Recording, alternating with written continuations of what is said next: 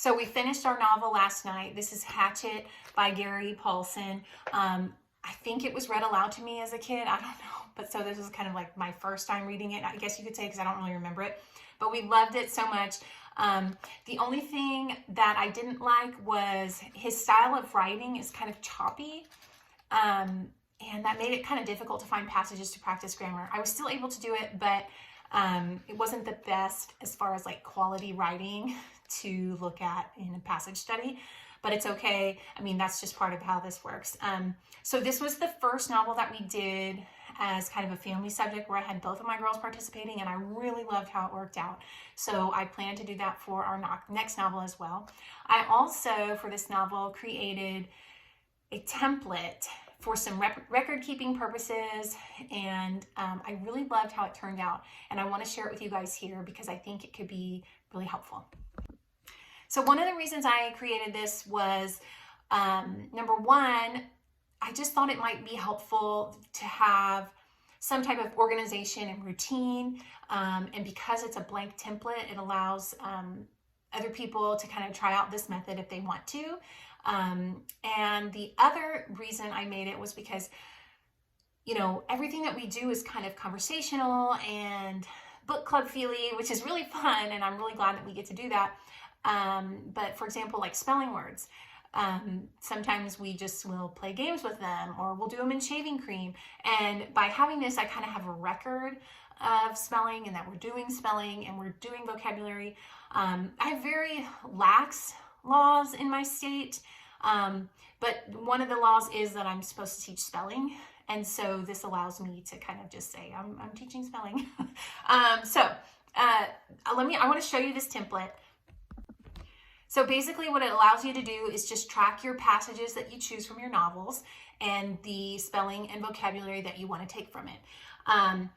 What's great is, number one, it's free. So you can download it for free. But number two, just this one sheet of paper can work for your entire novel. And I'm going to show you how it works. So I did do one for each of my girls, and now I'm going to show you how that looks. Let me show you the blank template first, because I made some changes once I used it. This is the blank template. You can keep track of your novel here when you start it and when you end it. And then here you have week, and then you can write what week you're on. And this is a space to write your passage.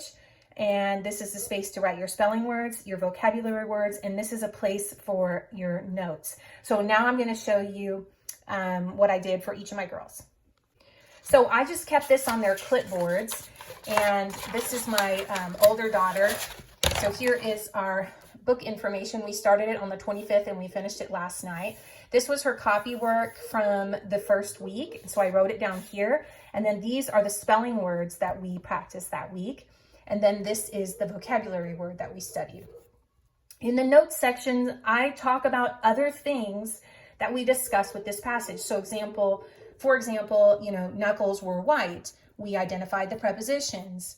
We talked about what that meant. We did a narration on this other story. So that's what the notes section is for. This is our second week, and you can see it's the same process, the passage, the spelling, and the vocabulary. And this week we focused on groups of words in a list separated by comma. We also talked about the coordinating conjunction.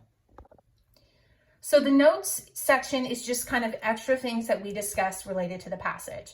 And then this section here just keeps track of our spelling and vocabulary. And then I have one for my other daughter as well, because they have different words.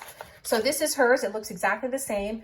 This is her passage and what we use for her spelling words and her vocabulary. And then you can see in her notes section, we practiced the EA sound, we practiced this KN sound, the IGH, and that was our narration that week. And then here too, we have some more sounds, and we talked about some homonyms.